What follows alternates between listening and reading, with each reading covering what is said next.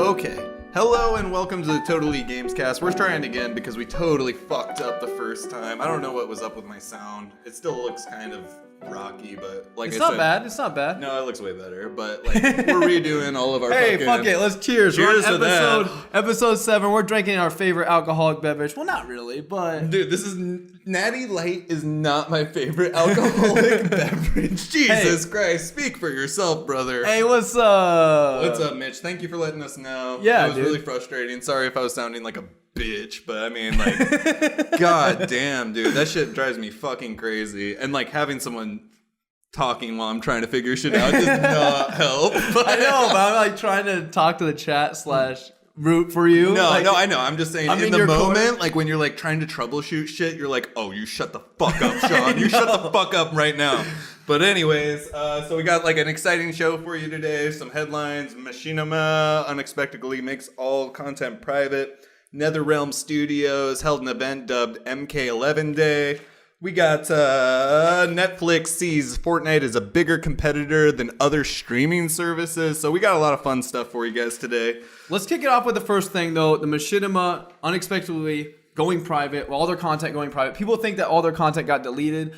It was reported afterward that all the content went private. So all the creators, because they're like this huge conglomerate of YouTube creators that just publish gaming content, really. And like the Machinima actual definition is the use of real-time computer graphics to create visual productions. As simple as that. So that's what they did. They would. So think of Red versus Blue. Yeah, totally. In the Fortnite like show that is like on the hot burner right now or whatever. Oh yeah, no, I'm trying to do that, but like honestly, right now Fortnite's kind of a mess, so it's like one of those things. Low I heard motivation. some Ice King shit. I heard some snow cube thing. Okay, so like to derail the whole fucking thing and always talk about fucking Fortnite because that's all I do. Fucking there's this big event they do like seasons in Fortnite. I'm sure you've heard about it, and like there was like this big event where this like.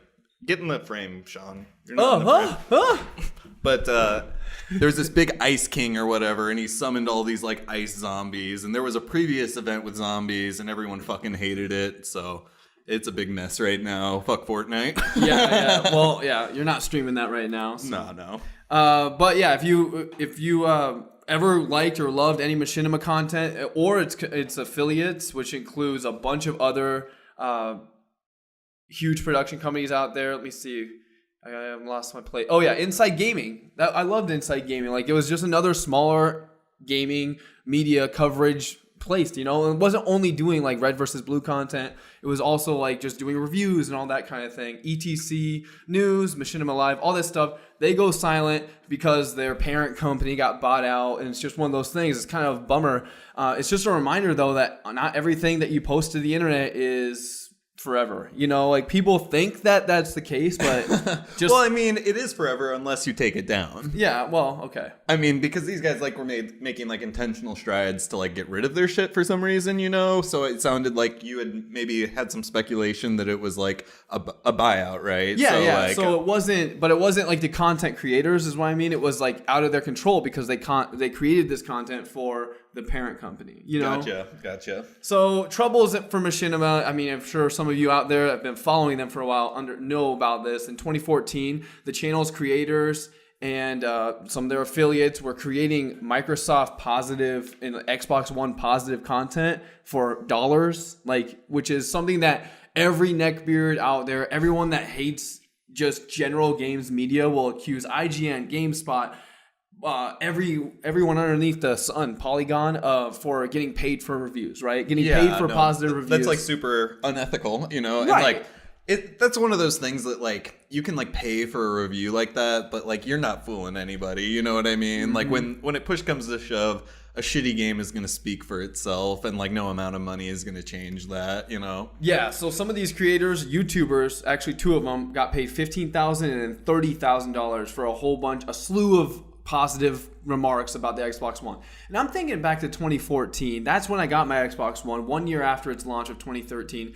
And I was loving it because Sunset Overdrive just had come out. Oh, sure. I was living in this really small apartment in Sherman Hill, Iowa. It's a neighborhood here in Des Moines, Iowa. And I was just in this small apartment where it's just literally a living room, a baby like little bathroom with no bathtub even, just a shower, and then our bedroom. And we had a cat, so it's just like for me to just get away from like anything and put on my gaming headphones and just play Sunset. I mean, I just don't understand why they had to. I went down a little lemon hole there. What's up, Doc Smog?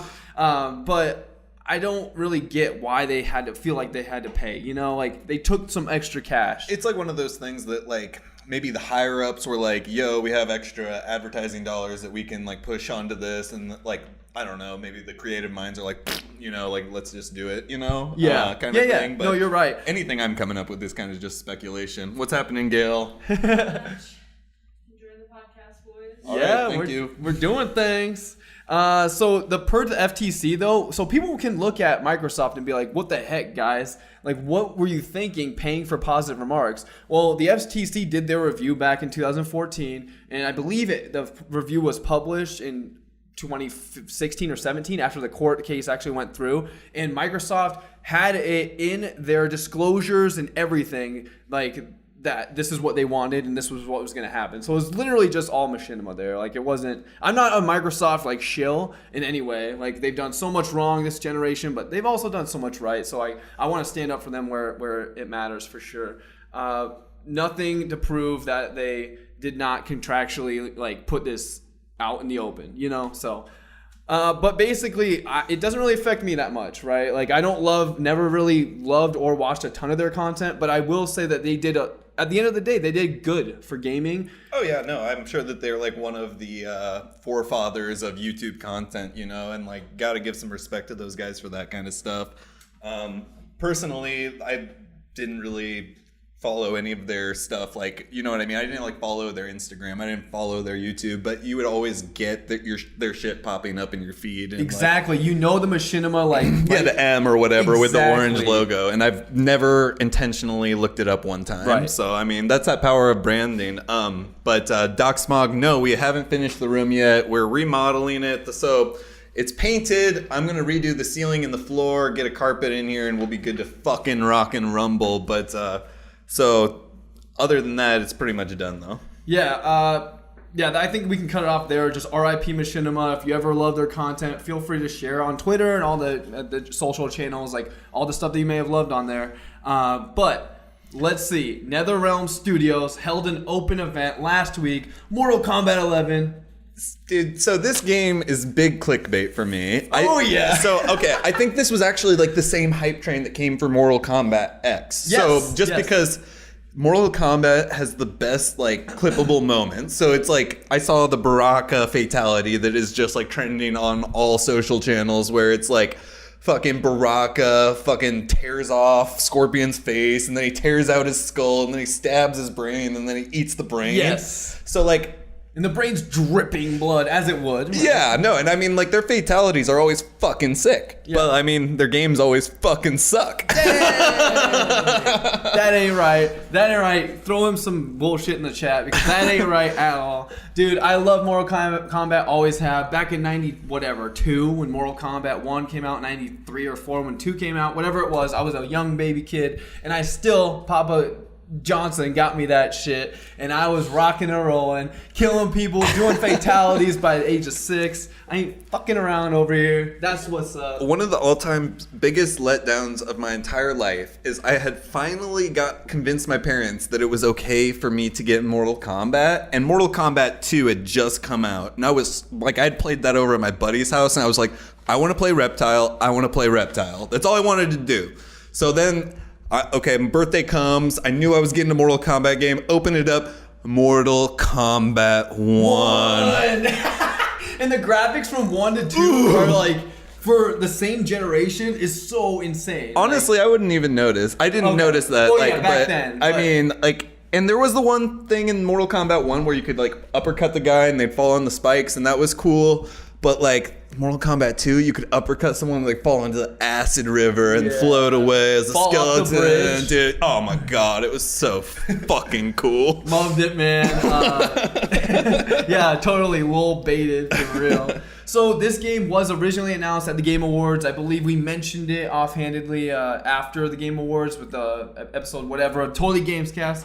But slated for an April release. So we're talking 5-month leeway, which is awesome. That's how I love my games to be announced and released, honestly. Like, none of this Death Stranding bullshit. We'll be talking about that towards the end, but announced 4 or 5 years ago, and we're still not sure if it's even going to come out this year, which is fine. Like, Hideo Kojima can take his time, right? Like, he made Metal Gear Solid what it is today, like one of the greatest franchises, although I've never really played them. But I think I'd rather know years in advance, you know? Like, Really? if they were, like, working on it, I'd just rather know. Like, I'm not, like, one of those, like, super impatient gamers. Like, I can fucking wait for a game, you know? But I just like to know where they are, like, Okay. in the whole thing, so I don't, like, expect next year or something, and then it's gonna be 10 years from now or yeah, whatever. I see what you're saying. So my only counter to that would be, how about this? They announce the game's being worked on, and then they shut the heck up for 2 years until they have Sure. some, like, a 90-second clip to show us that. Yeah, they've got like the teasers, and then Yeah. they've got the pre-beta teasers, and then they've got Behind the alpha. closed they've got the pre-closed alpha, and then they got the, you know what I mean? Yeah. Anyway. No, like the behind closed doors thing where it's just literally a write-up that you can read, so you're frothing at the lips from words, like, instead of actual video. But, so this game's slated for April 23, 2019, coming up. I'm not going to get it day one, probably. But the coolest thing to mention about it is it's coming out on the Switch. Huh. Dude, Nintendo hasn't had a legit Mortal Kombat game in so long. I mean, that's what I played my Nintendo my Mortal Kombat So on you with didn't Super have blood? Nintendo. What? No, you could turn blood on and off. But it didn't come stock. Oh, it didn't. You had to turn it on. On, yep. Are you sure, dude? Yes. Because I I promise pretty sure you. that my blood just was on. I promise you had to turn it on. 'Cause I had Okay. a Genesis and that shit was on, baby. Dude, Extreme. Either way, Genesis. I got the blood on, bro. Either way, I got the blood on, bro. Okay. You spilled them fucking blood cells. Dude, I jumping kicked Goro so many fucking times, fuck dude. him, man. Let's be Johnny Cage and split and punch him in the nuts, dude. What do you have a problem with Smite on the Switch? When you got a problem, bro? I'm actually about to download Warframe for the Switch. I think that'd be a great game for Switch, just because A, it's free. B, it's like kind of like a mindless grinding game, and like C, it'd be a game that I could play while fucking Gail's watching some documentary about the what's it called? Fire Festival. No, we're watching. What is it? He was like a designer murderer. It's like American. Gianni Versace. Yeah, yeah. Lydia's literally watching that right now. Yeah. And we just finished it, I believe, last night, or we have one episode left. But hey, Smite is pretty rad though, Doc Smog. I definitely appreciate it. Yeah, it's a good game. What's this say? Johnny yeah. Cage punching people in the goddamn dick is the greatest shit ever in any Mortal Kombat period. Yeah. Dude, the best one is like in I think it's Mortal Kombat X, where they actually show the nuts popping, where he's like does the splits and like straight makes the nut. Dude, those 3D like X-ray zooming in things that they just developed, like the last few iterations, is amazing. Yeah, it was really cool the first time I saw it. Now it's like okay, so when I was playing Mortal Kombat X, because I have that game, you would get really fucking annoyed of it, like because it happens like pretty much every fight is like you see like someone's skull crack and you're like, dude, can we just fight, bro? Like, Yeah. do we have to like spend all this time watching cutscenes? Fuck Yeah, that. so let's get into the event still, because I do have some comments to say on that Mortal Kombat X. The Nutcracker, love it. So the game looks clean. The fighting game nerds out there can rejoice because it's in 4K HDR, 60 frames per second, which is huge for fighting games, right? Every frame matters. Sure. It's not like you need aim assist or like something like a shooter. But this event last week had all the gaming press out there. They were posting so much cool stuff. Hashtag MK11 to see some of it. But they had like, the event was well done. They had like a dude like that was pounding like meat with like hammers and like weapons and stuff. It sounds badass. Yeah. I love it when people pound me. Yeah, that kind of meat. But just showing you like what kind of steps they took to like get real flesh, like colliding with for like metal. sounds Yeah, and shit. I got you. That's exactly. pretty cool, actually. So they Yeah. had some dude like in a sound booth just doing that. You could take pictures. Dude, how awkward would that be? Is he just like smacking the meat? It's like, Yeah, no context. You just like your grandma drops you off for this gaming event, and she's just like, what is he doing? He's like, he's smacking meat in there. So that was pretty cool. They also had this like photo booth thing where you could create your own GIF of like doing a fatality. So like I saw a bunch of them where it was like just like picking up blood and like dripping onto your face, like fatality. Picking up blood. Or picking up a heart. Oh, got you. That'd be dope too. A handful of blood. Handful of blood. So it looked like a ton of fun. I got some shout outs here to the blonde nerd. She's awesome. Brittany Baumrocker. She has some cool stuff, some fun tweets. But then they only revealed 8 characters. I think they have like 30 or so in the roster for MK10, which brings me to MK10. I am not going to be buying MK11 on day one because I got MK10, Mortal Kombat 10, or X, whatever you want to call it, iPhone XS, like, who knows, you know, like. But I got that on Black Friday on the PlayStation Network store sale for $6. So I'm down to just like finally dive into that, like just to feel like that hype wave. Yeah, no, you know? definitely don't buy that game, dude. Right. Like, it's one of those that game is gonna tank so bad. Like, not like as far as like sales initially, but like the price will tank, Yeah. you know. So I would recommend nobody buy that game day one, but It looks like they're doing cool things, though. Yeah, no, I love mean, Mortal Kombat. It's the game I beat your dick into the ground in. dude. Up, down, baby. Oh my god, dude! I will show you another time. I will say, I feel like I'm down for an up, down, like Sunday fun day so soon, dude. Dude, I'm that's like, funny. I actually have a bag full of tokens with your name written on it upstairs. Oh, literally. why? No, because like I have these tokens I'm never gonna use, Oh. and you're more likely to go to up down than me. You know what I I have mean? like literally $30 worth of tokens. I know, right you now. can just But, toss it in the stash, you know. Oh, dude, I supply everybody. I know, I've seen it. I've seen Yeah. it firsthand, dude. He's like the Papa Daddy of tokens, dude. If you ever go to like your local arcade, you need Shawnee there because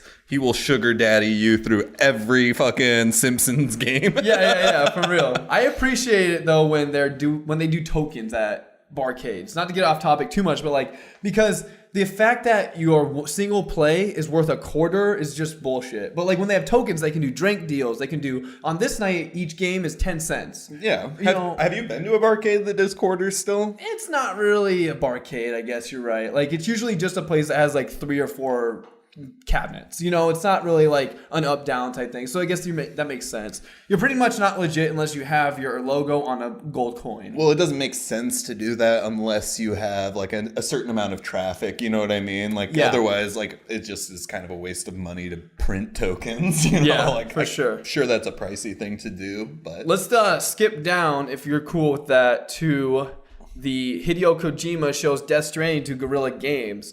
So if you don't know the whole story behind it, you can go search on the internet anywhere and everywhere about how Hideo Kojima, the creator of Metal Gear Solid, one of the most beloved gaming franchises in the world. I've never actually finished one. I have Metal Gear Solid 5. I need to actually dive into it because it is still thought of as top 10 best games of this generation, or decade, from what I hear. which one's 5? 5, The Phantom Pain, I believe. I don't know. Throw us a comment in the chat if I'm incorrect there, but so he created this and then he got screwed over by Konami. He like some sort of like bad blood happened and he pretty much was outed and he left the company. And yes, we got some comments about how it's lit. It's so true. It's so true. But the whole thing, you can go search the whole story. But basically, he leaves Konami after he worked with the Fox engine to build an engine for Konami for Metal Gear Solid 5, built the game, ends up being one of the best games of this decade, like I said, and then they get rid of him. Like they just like throw him to the curb. Essentially, he gets all the love in the world from the entire gaming press and everybody, and they're swoop in to save him. Guerrilla Games is like, hey dude, just so you can get a head start, you can have our engine. You can use our engine. If you don't know who Guerrilla Games is, they made Horizon Zero Dawn, one of the best games for PlayStation, Sony last year, and Killzone. If you played on PS3, especially. Hey, thanks for the sub there, Wild Dog. Really appreciate it. Hey, appreciate dude. the support, buddy. You the bomb, man. Thank you. And thank you for the sub the other day. I don't think that sub went unnoticed. Sean tries to sub off stream so that I can't like call him out or whatever. I have a calendar reminder just to sub in between like the 8th of the month and like the 15th, and then another reminder like the following week. I don't know. It's just a weird thing I do. So But just to get things back on track here, like Death Stranding is announced as a Sony exclusive for hopefully 2019. Rumors say it's supposed to be out this year. And have you seen the trailer for this at all? No, do you guys want to check it out real You can quick? I mean, it's one of those games you can pop it up if you want for the listeners playing at home, but it's just so out of this world. Like, it's kind of hard to understand what's even going on, and that's the point, I think. That's Hideo Kojima. If you know the Metal Gear games, you know that he's just a crazy man, and he's got some craziness. So we got to pause this Wix ad, or at least mute it, because, you know, we're not trying to sell that to y'all. We're trying to sell it to them. We're trying to sell you all Wix subscriptions, boys. So we're just going to play like the video and you guys can watch it while we're talking. But And that's Troy Baker in the background, guys, with the thing on his back right here. That's Troy Baker, one of the greatest voice actors of all gaming right now. So that's going to be rad. Obviously, it's not him speaking Japanese, or that may be him speaking English and the Japanese subtitles. we can't hear it. So we literally have no idea what you guys are hearing And who right is now. that? That is Daryl from The Walking Dead. You'll see. Oh, we turned the sound off so they're not hearing anything. Oh, that's fine. It Yeah, doesn't. yeah. They don't need to actually hear the sound. But look at this. This already looks insane. Like, what the heck's going on, right?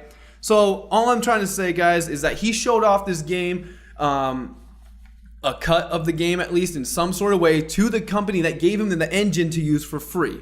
Like, what a cool dude! Like, awesome, like reciprocation. And it's just, I'm looking forward to this game now that I have a PlayStation, you know? This actually looks really fucking sick. I love, like, this kind of reminds me of, like, Princess Mononoke in a way. You know what I mean? Like, That's kind of literally that, what I said. that, like, abstract kind of feel. That's pretty cool looking. I like, just like, at least, oh no, the notes! No! You've seen the no, show. You've no. seen the show now. We've revealed, like, that we've taken them behind the curtain. Oh, you know? no, dude. You guys aren't allowed behind the curtain, dude. Hello and welcome, Van Wedge. And yeah, no, we're always casting pods, dude. I was thinking about starting another podcast for Division 2. Oh, dang. Just like a small series? Yeah, just like a small thing or whatever, because there's no other Division podcasts or whatever. But anyway. Yo, Wild Dog, you bring us to a very good segue about how Netflix is flooding the market with originals. You're so right. And why are they doing these original content things like, what's it called? Bandersnatch, if you guys have seen that, with the Black Mirror. Well, okay, so like I think a lot of the shit that they're producing is cheap as fuck, first thing. Oh, You know yeah. what I mean? So it's probably cheaper for them to make a goddamn movie than for them to buy the rights to it or whatever. Right. And we have not got to the Fortnite segue yet, Van Wedge, but I think that's where we were kind of going. So Yeah, dude, we got to get to our topic of the show. Netflix sees Fortnite as a bigger competitor than other streaming services. This is just basically Netflix dunking on Amazon, HBO, Disney Plus, which we know is coming out in 2019. That's just a big one of these. That's a flex mania up in here. Dunking hardcore. Yeah, Stone no, Cold Stunner. It's such an interesting thing. Like I think here there was like a quote. It's the battle for the living room, essentially. So no, actually, that was my own quote and my own analysis on that. Whoa, dude! But that was an old thing that people used to talk about back when it was Xbox 360, PlayStation 3, and the Wii. They used to say, like, this is a battle of the living room. And then I believe Netflix now is looking at it whole different. It's a battle against Father Time. It's a battle against the watch, the time. Because people aren't going to just watch in the living room. They're binging in between classes. They're binging Netflix shows wherever. Well, what's interesting about Fortnite especially is like, so I've seen like one of my friends, he has a kid that he's basically like playing Fortnite with, and they like just take turns trading off and stuff. And it is literally taking up their TV time, you know what I mean? Like Sure. It's something that they wouldn't normally be doing. It's but now- interesting because they could just play together if one of them wanted to use a crappy mobile. But I hear the controls are pretty solid. Well, no, it's crossplay. So he's on PC and his kid's on Switch. So that they're just like Oh. literally like getting to play together no matter what. You know what I mean? Yeah. So it's like it's pretty interesting anyway. But I don't know. Yeah, so just talking about how these big wigs at Netflix see it as a battle of time, really. And Netflix, I don't get this. Somehow Netflix added 8.8 million subscribers in Q4 of 2018. Like, who the hell doesn't have a Netflix or a password and then username? Like, Well, so back in the day, I used to like let my Netflix sub like lapse. You know what I mean? Like back in the day, it would like sometimes lapse, and I think maybe that's like what they're getting at is they're like probably having more like regular subscribers, maybe like that because now I don't let it like lapse ever. because you have like a girlfriend and you guys both. Well, I just mean like I would have let my Netflix lapse a while ago, but I know Lydia likes it. And she pays for HBO. Hey man, what is life without Netflix and Chili? You know what I mean? Yeah, But you know, got Netflix and chill. You know what I'm saying? So, but top execs are just playing down the competition. Do you guys think that they should be playing down the competition and they should just be focusing on all their like what they got to do? What are they going to do against Fortnite? You know, like they're all thinking about that right now, at least according to this interview that we got. so they're trying to make like more interactive experiences, like Bandersnatch, like you said, and that's Yeah. like something that's like more involved, like because people can't watch that much TV. You know what I Right. mean? There's like a hard line where people fucking like can't like watch any more TV, you know, and Right. they want to like either like play board games or whatever else it is, you know, and like Bandersnatch and stuff like that could be like the replacement for like that kind of interaction. What about Fortnite and chill? Van Wedge is like, yeah, I think that's a good idea. I mean, it's getting there, man. But like, I mean, that game's too hard. Like, Wait until we hear, guys. Wait until we hear the news story where somebody got married because they met their partner in Fortnite. You know, like oh, dude, that's already fucking happened, bro. Like, okay, Probably. so there was like a whole. I've talked about this on I think the Gamescast before. There's this guy Preach who does a series called Drama Time where he basically talks about the crazy interactions that people have in online gamings, and there's like so many stories about people getting married, divorced, and video, like mostly in World of Warcraft, like just Okay, like okay. because Yeah, it's like yeah. a virtual like Second Life type thing. dude, you know? Second Life. Have you ever seen that documentary? No, actually. So good, man. It's like exactly that. It's like stories about people meeting and getting married and then or like meeting up in real life after they found each other in Second Life and then being like, not for me. Dude, that's really interesting what Van Wedge says. I met my fiance in the comment section of a Hold SoundCloud on. rapper. Hold on. Is he He's trolling. He's Okay, trolling. okay. 100% trolling.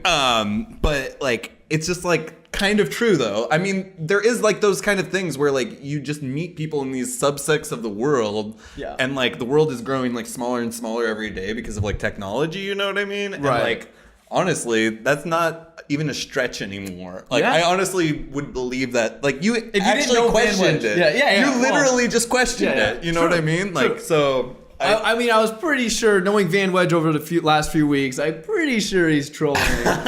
But yeah, I think that's a good point. So, video games equaling more dangerous, according to Netflix top execs.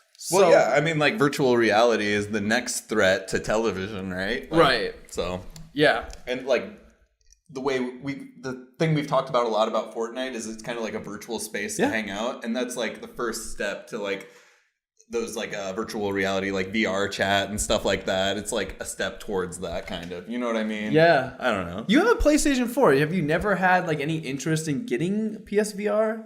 No, Or like a beast ass PC? It's like one of those things that like I really like smooth gaming experiences and I don't like unpolished gaming experiences. And I've seen what the VR looks like and I've watched people play it. And like outside of like Beat Saber and a few like really like specific things. Astro Boy, Moss. There's a lot of good ones out there, but Yeah, but like it's just not finished yet. You know, VR is like in the Wii stage of motion controls. Sure. You know what I mean? So it's just not where I would have a good time because I like refine good things. You know what I mean? Like no, I won't- know. I know what you mean. I rode a roller coaster on a Oculus. I rode a roller coaster at the Science Center of Iowa here in Des Moines, Iowa, and that was like 3-ish years ago. And I had a beer or two because it's like the science night, whatever it's called. a science drink night. Yeah, but I just mean like they have a name for it. Yeah, I know. I rode that and I like got like sick to my stomach almost. Oh, like, no, I was like, whoa. Like I just think it's a huge, a new experience that you can't get anywhere else. Like I can get great video games on any console, really, essentially, right? So like it's just interesting to me. Well, it's just gonna get cheaper and better as time goes. Yeah. So it's like one of those things. Like, do you want to like dip your toes into it early, like into like I'm not a big beta tester guy. Okay. Like I don't play betas for You don't games. pre-order often, if ever? I pre-order sometimes, but like not often am I there in the betas, like or like trying to get in alphas and shit because I don't like broken shit, you Right. know. And I feel like if I just wait up 5 more years, I'm gonna be able to dip my toe into that and be like, holy fucking shit, you know. I want a PSVR. The price was right, but I'm holding off just because I have so many other things to play. Right, like The next one will be better. Yeah, that's true too. So that brings us to PlayStation 4 being the number one. NPD numbers just came out, and that's one of my favorite things. I love following a few of my favorite editors from IGN, Damon Hatfield, for example. He always tosses out those numbers to us when he gets the AOK to share them, you know, because they pay big money for those analytics, statistics. But the PlayStation 4 was ahead all of 2018 until December when the Switch is like flopping its gigantic Switch dick and just wins, like just because of December. So kids wanted to play Pokemon, man. So here's my thought process on the whole thing. When was the PS4 released? Okay, sure. We can play that game too, but... So people this year were like, okay, I don't have a Switch. I don't need an Xbox to conflict with my PS4. I do want to play Zelda and Smash Bros. I'll get a gift Switch this year. You know what I mean? And like the price is right for a Switch. It's like easily giftable for like a significant other or like a parent to give to you. You know what I mean? So I think that was just a circumstance not of like super Switch hype, but like there is Switch hype. It's the fastest selling console in the US history, baby. Well, all I'm saying is it that has it sold more total than PS4? Oh heck no! But is about to pass. Word on the street is about to pass this year. Xbox One, which I mean, Xbox One's getting owned. I mean, let's just throw it out there. Though my boys at Microsoft, like, how are they going to even compete against like exclusives like God of War and like Spider-Man? I mean, you know? the like, only way they can compete is next gen, and that right now the war is happening right now with Games Pass, with them buying Obsidian, with them buying all these studios. Why hasn't Microsoft released a good Halo? Like, man, hey, Halo 5's supposed to get another trailer at least this year, if not come out this year. I think this is the year of Gears 5, and I think Halo will be pushed. But so just a couple more small statistics. Hardware spending went up 8% across the board, which is awesome. $5.1 billion just on hardware. This is good news, everybody, for us gamers. oh yeah. Switch, PS4, and Xbox One saw year-over-year growth. They sold more consoles last year than the previous year. And console hardware's reached its highest annual totals in the last 10 years. Wow. Yeah, dude. So, like, things are great. People are happy. Gaming is effing awesome. That's cool too, because like I'm sure that the hardware is the cheapest it's ever been too. You know Right. what I mean? So like that's pretty cool that they're putting more and more into these consoles to have to compete with each other. And that's like something I always say is competition is just so good for gaming, like in everything, you know. Right. Yeah. I'm a big numbers guy. So another couple things is that in October 2018, Nintendo announced they sold 22 million units. And we're getting close to that 30 million already.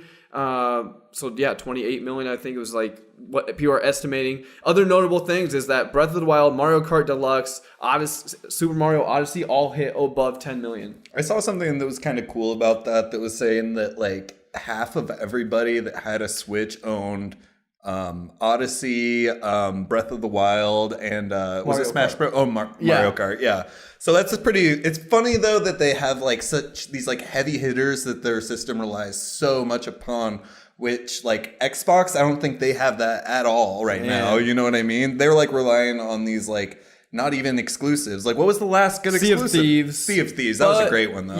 Yeah. So there are some out there coming from Rare, the best, like one of my favorites out there, but. A lot of these are just ending up on Games Pass, dude. Like I'm saying, they're playing the long game, the long con. But the last couple of things is, dudes out here loving. If you love Call of Duty, I've got some bad news for you, son. Because Red Dead Redemption 2 actually beat Call of Duty Black Ops 4 for best-selling game of 2018. I am happy to hear that. Somebody finally had to dethrone them, right? And we're only talking about premium games, right? Mine says the opposite here. So that is dollars generated. Oh, Yeah. Okay. So it's cheaper to make Black Ops 4 than it was to make Red Dead. So game sales, that also accounts for like all the add-ons you can buy in Black Ops as well. Okay, Yeah. okay. I see. So premium numbers, like amount sold, discs / downloads, Red Dead Redemption 2 is number 1 last year. Not my favorite game of the year, although both of us bought it. I mean, we're adding to the numbers, Yeah. but we're not adding to the hours played. Yeah, exactly. No, there's like so many. Like, dude, I have like God of War up there. I was watching my brother play it a little bit yesterday, and I'm definitely hitting that way before I Dude. fucking hit Red Dead. Like, I mean, some of the cinematics in that game were like really fucking cool. Dude, But- I have more to talk about God of War at the end of the podcast here. But one last thing. Yo, what up, homie? Somebody's up in here. Oh, what up, Nico? How are you doing today, buddy? So, Switch exclusive Super Smash Bros. Brawl, number 1 game of December, which is good. Good news. I'm happy to hear it got some sort of like, Yeah. notable like. Dude, it's funny like how I perceived Smash Bros and like how it actually performed, because in my mind Smash Bros is like one of the biggest games of all time, but it really isn't at all. Right. It's not as big of a franchise that transcends like genres as I thought. Yeah, same with like Metroid. I mean, there's other obviously Kirby, but like there's a Yeah. ton of Nintendo products that just aren't really heavy hitters. Yeah, I'm just like amazed that like Pokemon is so much more of a heavy hitter than Smash Bros. Yeah. Honestly, and it's like a crossover of like every property Nintendo has. Yeah. I mean, yeah, I totally agree. When the coffee kicks in, dude, the coffee, oh my god.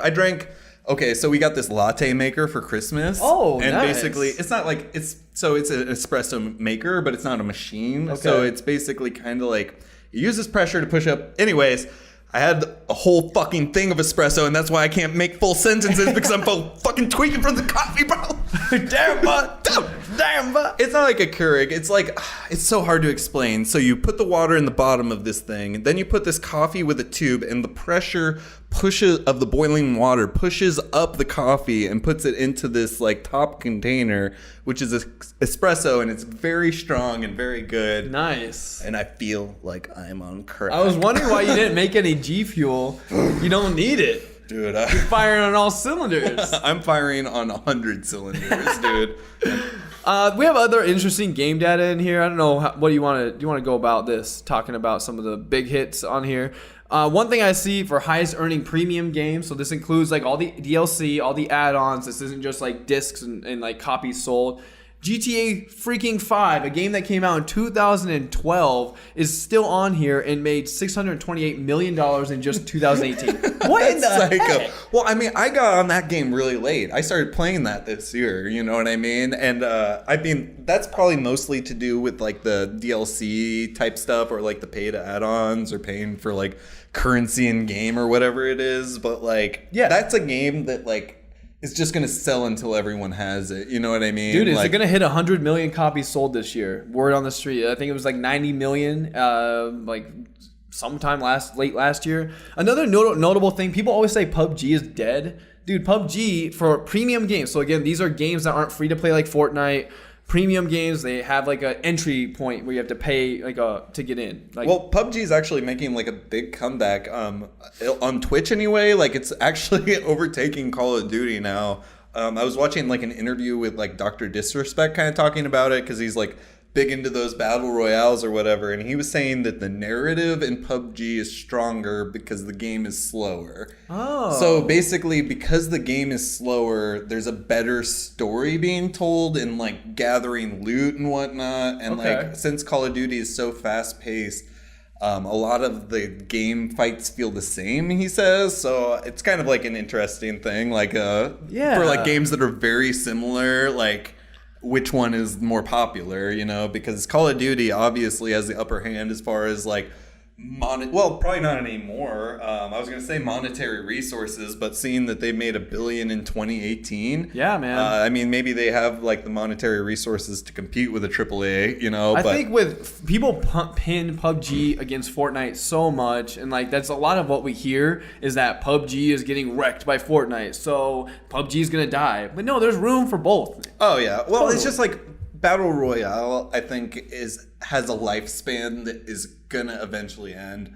As far as it being like this number one, like we had this talk maybe last podcast or maybe it was off podcast, but like MOBAs had their day in the sun, and that's Yeah. when there was a bunch of MOBAs being released. That's when like Smite got released. That's when like a million MOBAs all came in at once. You know what I mean? And like that's what's happening with battle royales. Is like in the past year, we've had a million BRs released. We had Realm Royale. We had Radical Heights. Oh, yeah. What's the one called? Creative Destruction, which is a Fortnite clone. Actually, a really good Fortnite clone, though. Wow. Like, so, I mean, a million of them are being released. So I think that probably this year or next year, we'll see that on a huge...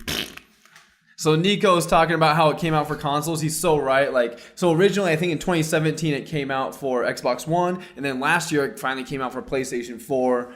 And yeah, so it's a big deal. I agree with you. And dude, Van Wedge, yes, there is room for both in your butt. Well, Thank Van you. Wedge is a big Fortnite fan. I just want to go on the record saying that Van Wedge is a big supporter of the Fortnite community, and he just really loves the game, and he thinks that everyone that plays it's really smart, and he actually is really sad that I don't stream it anymore. So, Oh yeah, Fortnite 2020. Van Wedge. Yeah, no, we'll just do a 24-hour Fortnite stream for Van Wedge.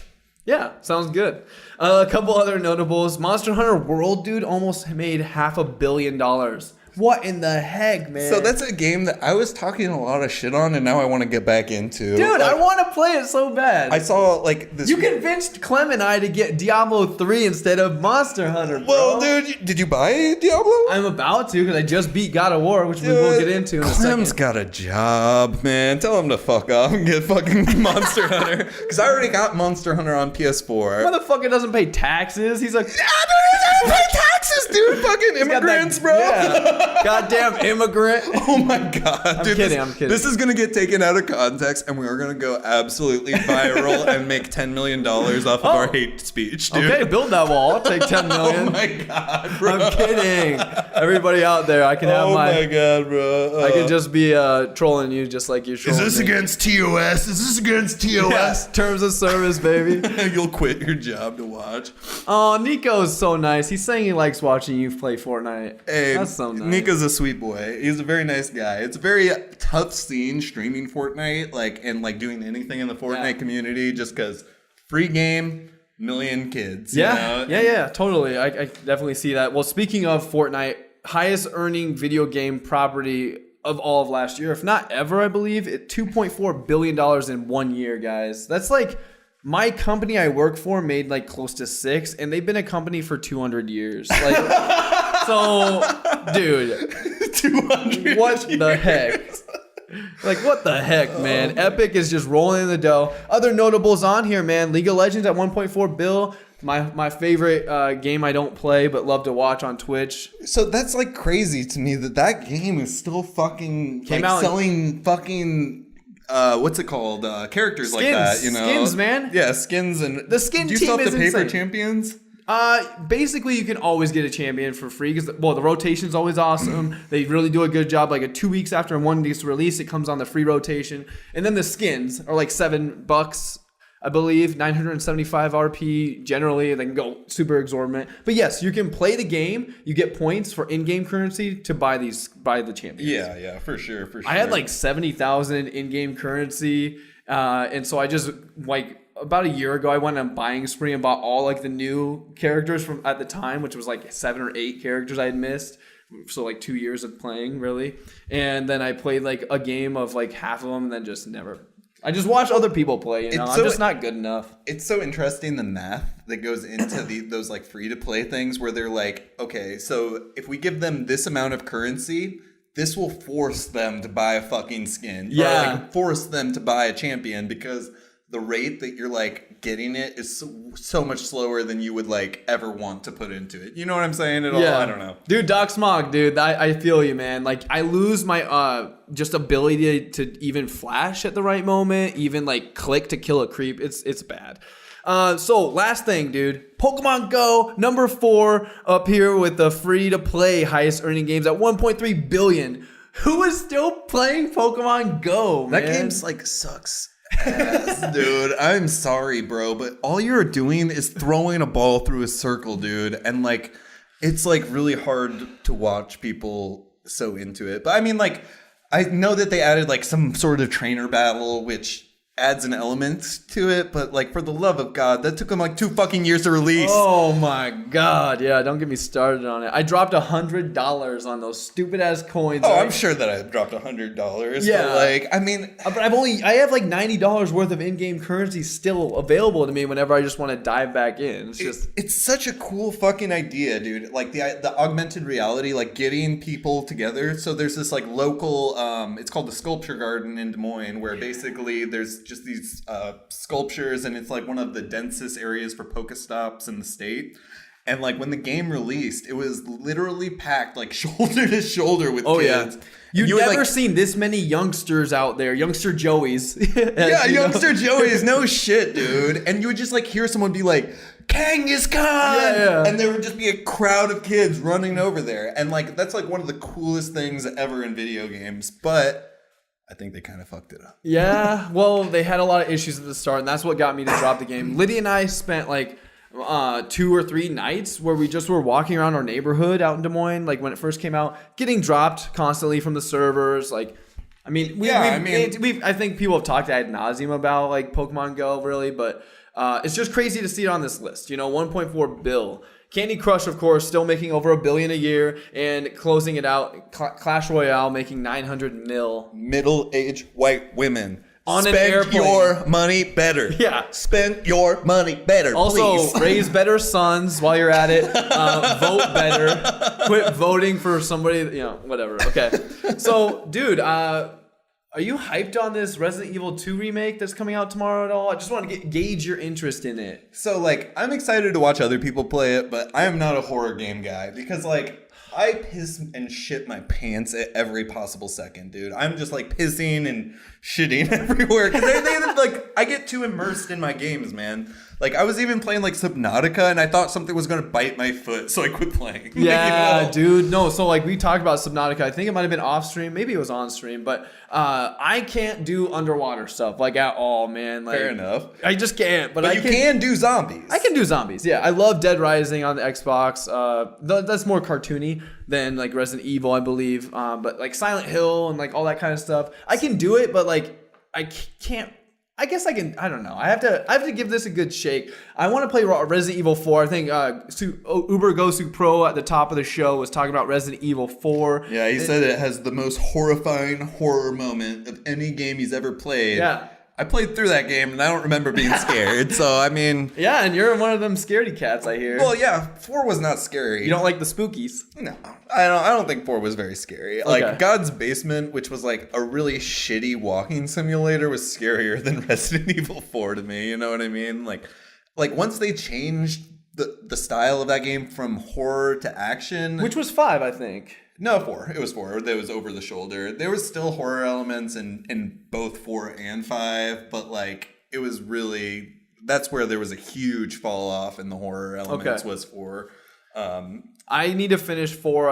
I've started like 7 times on GameCube, Wii, and soon Which? to be RE4. R4. I need to finish it. I played a lot of 5 and it just wasn't for me. But another one that not Dead Island. What's the other one? The running kind of like mirrors. Left 4 Dead? No. Oh, I love Left 4 Dead. Left 4 Dead needs to come back. Valve, what the hell are you doing, right? But no, the other one that is like Mirror's Edge, kind of, not Dead Island, but it just came out on this last generation 2-3 years ago. Like Dying Light, guys. Sure. That's it came to me finally, but that game is really good too. So like, there's tons of great zombie. I feel like zombie's pretty saturated in the pop culture world, right? I mean, it Yeah. has been for like a decade. I at mean, least. Strike While Dying's hype. Like Sure. Strike While there's hype, you know, and like this might be one of like the last like sellable like zombie games. You know what I mean? Like super sellable. I think they're gonna keep going, dude. And eventually, when RE4 comes out, remake on PlayStation 5, Xbox 2, and probably not Switch, but maybe Switch Plus or new Switch. Dude, it's gonna be epic. Like, people are gonna go insane. Well, zombies are naturally like a good topic for games, just because like you're killing like hundreds and hundreds of things, you know, and it's like kind of bad when they're like actual people. You Yeah, know? yeah. Well, dude, apparently in the new Resident Evil 2 remake, I watched the reviews. I've been reading reviews, just getting hyped on it, even though I'm not going to probably get it. But I'll do what you do and, like, maybe type it into Twitch, check it out. But you shoot someone's, like, stomach out and half of, like, their guts start spilling out. It's just, like, super realistic. They got the dismemberment engine in this new remake is so good. So I heard that only like 20 some, I don't know where I got this information from, but like only 20 some % of people that downloaded the demo finished it. So is that to do with like how horrific and gory it was, or like just because people do they have the same shitty controls? Like, Yeah, I don't think. I think controls in the camera is really cleaned up from all the reviews I'm reading, and that's what everyone's saying. But the main thing, I don't really take that percentage to heart, because what I love about Sony and the PlayStation Plus or PlayStation 4 right now and playing games on there is that I can see when I get a trophy that what percentage of people that played this game that are connected to the internet got this trophy. And so like when I see that 50% of people, which is actually super high compared to Spider-Man, compared to I guess only those two games I played. I've seen Spyro trophies. So 50% of people that played God of War beat God of War. That's pretty crazy to me. Like I would assume like the best game of 2018. I mean, we have like a laundry list on here of like literally 20 gaming media outlets that said it was game of the year. But 50% of the people beat the game. So like 20% that beat the demo, I bet that's like ridiculously high as 50%. I bet that's like unheard of in a game, dude. Yeah. There's so many games that I've played 2/3 of the way through, or even like almost 90% of the way through in the case of like BioShock Infinite, which I just gave up on. I dropped the ball on that one, but I think it was above 50% actually. It was 54 or 55. That's psycho. Yeah. So games be making dollar bills, son. That's what we've learned from this topic. Let's move on to our last topic. God of War. Dude, God of War. I beat it finally. I didn't let y'all down. My goal was to beat it before the end of the year. Didn't happen because, Christmas, family stuff. I beat it before the end of January, though. Man, this game, if I would have played this in 2018 and finished it and felt like I could have... Okay, so Van Wedge, thanks for letting me know that, because I won't spoil anything for you now, even though I was going to go full on spoilers. Yeah, right, dude. Like, Sean is like the most like spoiler sensitive person I've ever met on like one of these things. Like, I'll like start talking about something and I'll feel his eyes burning into the side of my face. Like, maybe we won't talk about that one. Yeah, well, I won't say any spoilers. A lot of the stuff I'm going to talk about you get in the first 2 hours for sure. I can mute the stream. No, you're good. Thanks, man. I appreciate that. But this game of the year, I mean, dude, I'm not going to read them all off, but CNET, Destructoid, IGN, the Game Awards, Game Inform, Games Radar, IGN, I already said that, Polygon, Nerdist, Variety. I mean, even like Hollywood Reporter, Time Magazine, like other people that aren't known for their video game content gave this game of the year, and it shows, man. I'm not spoiling that because that's not a thing, so don't. Yeah. He's a god, right? But no, so this game, dude, the biggest takeaway I have of like it being on it could have, some people were saying like besides like some of the fidelity there, like it could have been run on a PS3 or Xbox 360. I saw like at the beginning, like people were talking about the graphics the engine wasn't that great. You're freaking crazy, dude. Well, I was watching my brother play yesterday, and like even if the graphics weren't like crazy, like I don't know, like they're vibrant, but like groundbreaking, like they were very like cool and polished. Like I was watching a fight between like two gods or whatever, and he like gets knocked into the sky and whatever else. Oh, and dude, like so you watched literally the beginning, because that's what like I was gonna bring that up. Like that's in the beginning though. Sure. Yeah, dude. Yeah, there's just like really cool like action sequences that you're not even involved in that like. Yeah, so the main separator that's not what I'm trying to like say and poorly doing is that the main separators of this being on this generation, not the previous, is not the graphics, even though they're amazing. It is the fact that it's a single shot. There's never a loading screen until after you die. Thank fucking God. Dude, exactly. That's like... Death to loading screens, bro. Goodbye, like totally. Graphics are A+. Yes, dude, it is a huge step up from GAL 3, I believe. Gears. God of War 3. But dude, no loading screens. The combat is unreal. You have the Leviathan axe, and it serves as like Thor's Mjolnir, his like hammer. Oh yeah. So you can throw it, and then you can summon it back right into your hand. It's like pretty quick, and it goes back through those enemies. So like the first half of the game, I probably not a great idea, but I powered up the throwing and like being long range. I powered up Boy, which is like your son. Kratos' son. I saw my brother doing that, and there's like a kind of a mechanic where you can kind of tell him when to shoot, but Exactly. like it's weird because he's standing at different angles and stuff, so like your shots are rarely gonna hit like where you're targeting. Like, so you're fighting that giant thing, and he's hitting him in the back instead of like hitting. Well, he was aiming like there's like weak points on him or whatever, you know. So an ancient, yeah. So no, but dude, the game you there's a power up eventually that you can make it so he shoots at whatever you're already attacking, and it shoots at the vital points. And like there's so many, it's so well thought out. So like even the first thing that you saw like within the first couple hours, that gets fixed eventually if you choose to go down that upgraded path. Yeah.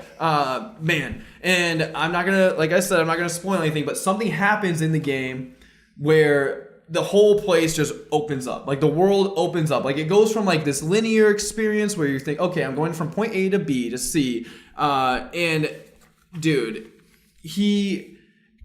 the game is just nuts because it just like the cinematic for the world to open up, you just don't expect it. It's just like out of nowhere. It's like I hope I don't have to like deal with this thing. See, that's disappointing to me because like, so when I'm trying to play like a single player experience, like one of the biggest like turnoffs for me is like when the game gets like so open and so like you lose all sense of direction essentially because there's so many different ways you can go. I like to fucking, like if I'm playing a story game, I want to fucking follow a line, dude. Like I don't want these like, so I mean Zelda and stuff, like you kind of expect it, but like I just don't like being able to go anywhere in the game and go straight to the end of the game if I wanted. You know what I mean? Yeah, so I think that maybe you're taking what I'm saying too literally. Like it doesn't open up to the point where it's like overwhelming, like a Red Dead Redemption 2 or even Assassin's Creed. It opens up in the sense like you can go like all around this like hub world area and like discover new things and like do that, or you can do the storyline, or you can do these side missions that the people in the game just eventually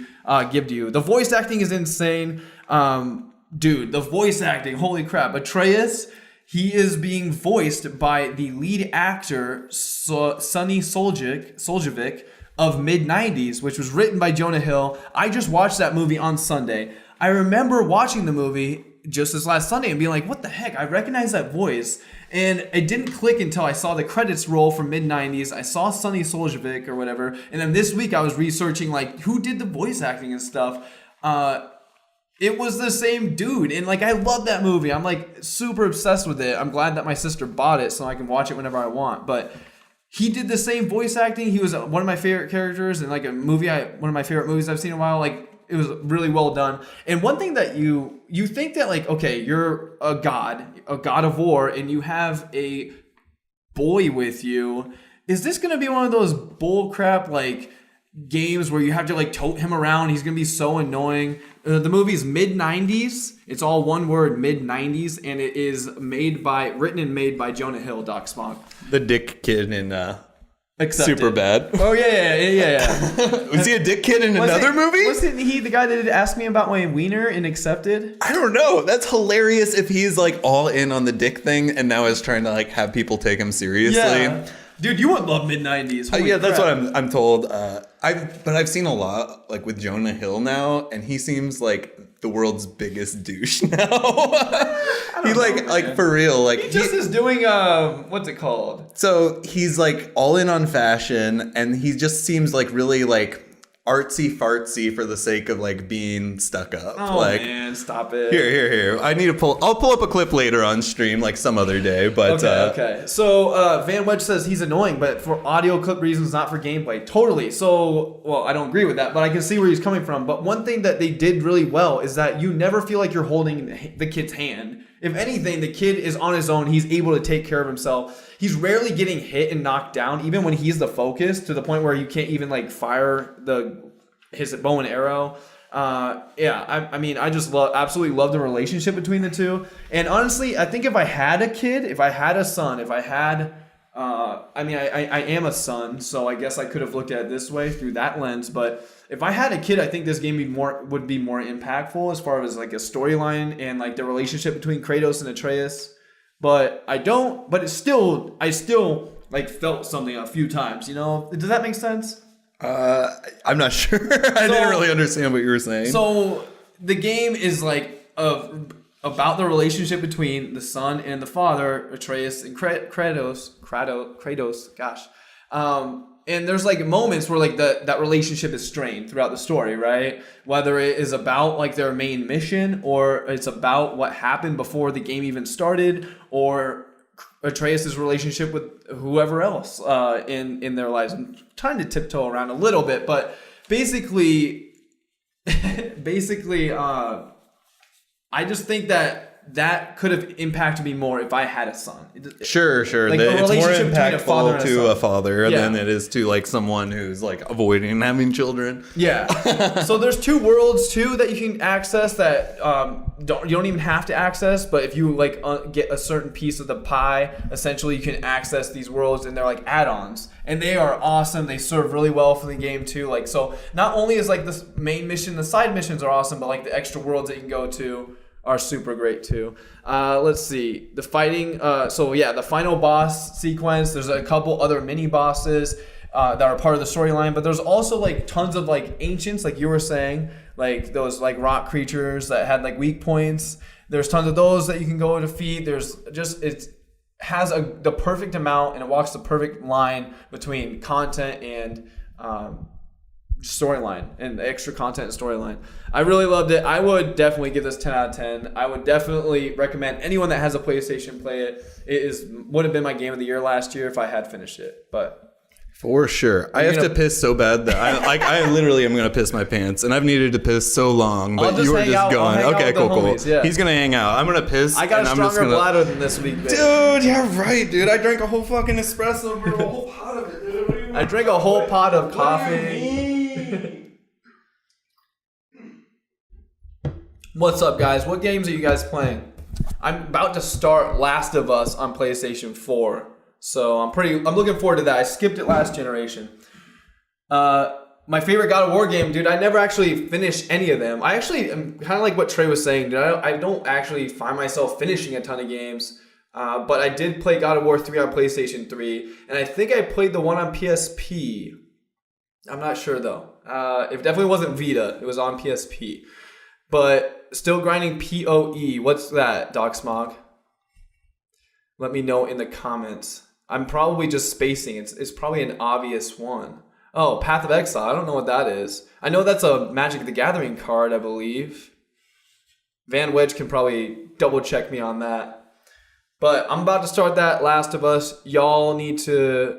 Oh yeah, it's better than D3? Okay, well I'll take your word for it, but... I gotta dive into D3. My homie's been waiting for me. He beat God of War like 2 weeks ago.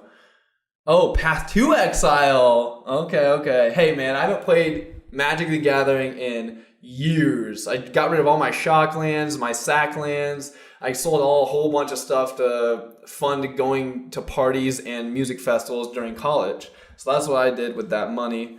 Lots of alcohol, lots of other things were purchased that may or may not be illegal. I have not played Diablo 3. I love Diablo 1 and 2. I mean, who didn't? That's in our age group.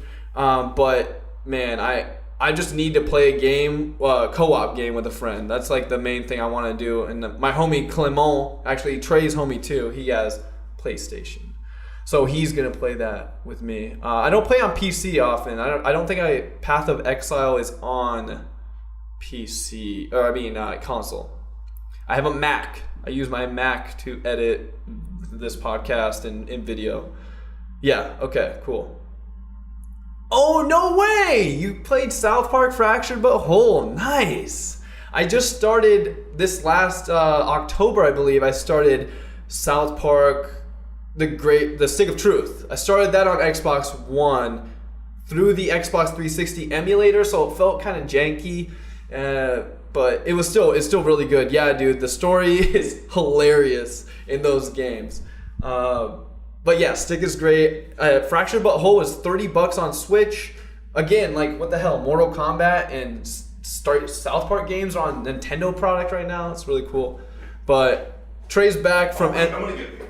Oh, he's gonna go get another beer. Dang, he's getting feisty.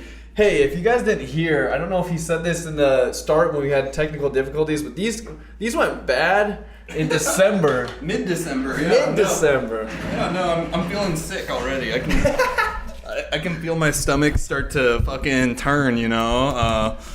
Trey, hold on, we're not done. What the fuck is this? We've just been chatting, Doc Smog, Van Wedge up in the chat up in here. We talking about things. But hey, we can close out that part of the show. We still want to play some games with y'all. If you're not playing Magic the Gathering, you nerd. He doesn't even know my love for that game. I still follow. Oh yeah, no, that's kind of funny because like Sean was like child prodigy Magic player. Pretty much everyone, I think actually everyone in chat plays Magic. Oh, not nice. Nico. Definitely not Uber Gosu. Yeah. Well, I mean, like, pretty much my entire fan base, like, has come from Magic, so it's, like, kind of funny. Yeah, dude. My nickname was Prodigy. No big deal. Dude, Then some bullshit happened, and it's all bullshit. So bullshit's bullshit. you're gonna have to deal with the sound, bro. Oh, yeah, Wild Dog fucking hates Magic. Oh, Wild Dog, thanks for coming back in just to shit all over Magic. I can appreciate No, that. he, like, seriously just loves to shit on Magic. It's so funny, dude. It sucks for him then because Magic is at the highest point ever right now. Well, at least it's still up on the up and up. Yeah. I mean, in your opinion, it's not, but from dollars. No, I mean, it is. cards, Arena's like the best thing to ever happen to Magic from like a monetary standpoint, but it's like the worst thing to ever happen, like, as far, if you like drafting, I guess, if you like limited, because. I loved limited. That was my thing. So have you heard about this though? Like, all I heard about Arena is that it took everyone's like collections in Moto and just sunk those. oh yeah, no, Like, that's hilarious. hardcore. I just like sold my entire collection for tickets, which also they sunk in price, which is like the currency in the game, but like not a huge effect, like doesn't affect me huge because I'm gonna keep playing Moto like on drafts. But the drafts on Arena, you're basically drafting against a robot, so like they're like artificially making the picks for the 7 other people, like with a robot. So if you force it like a color combo, like you can. They can't read it as well as like a person. Yeah, they would like. They'd be like, okay, this card is really fucking good for blue-black. I won't let this pass me because it's such a good card. But since it's not in their color, the robot just like it's like that's mine. It's my color. you Wait, know? so you're not actually drafting with 7 other people? No, you're drafting against 7 but other then you're robots. playing with that deck. You're playing the That deck is against dumb. other players. Yeah, no, it's the worst. Because then you don't even know what your pool looks like. Because you need to know, like, if people pass, like, if something tables, like, you need to understand those signals. And Yeah, those you'll cues. see that. Like, you get that, but it's more like there's a good, I don't know, if it's not in the robot's color, it's going to pass it, even if it's a ludicrously overpowered card that's not in their color. You know what I mean? Yeah, I can see what you're saying, Doc Smog. And also Van Wedge, like, yeah, so do humans. Yeah, I've seen it a billion times. That used to be my thing, dude. Limited, Friday Night Magic. Well, what they should do, Wrecking Van, kids. is they need to just make a Magic Arena option and a Magic Online directory and just separate them out so that they don't have like. Why can't they have Magic Arena just connect with 7 other people? I don't get it. It totally could, but it's like one of those cases like where just recently they got the capability to like duel your friend, you know? Oh. So it's like a game that's just like totally pathetically underdeveloped when unreleased to where I don't know. Yeah. They're just still playing catch up for like the base functions of the game. If I had an iPad, because I think Arena's out on iPad. What's that? Is Arena out on iPad? Correct me know. if I'm wrong. But if I had an iPad, I'd be playing more trading card games. Like Pokemon, the Pokemon trading card games available on Mac, of course. But I like using something like that on my phone. Like, I'm not going to play Hearthstone, though. Don't even bring that shit in the chat. Fucking nerds. All right, let's get into this. What are we doing up in here? Thank you for joining us for Totally Games Cast, everybody.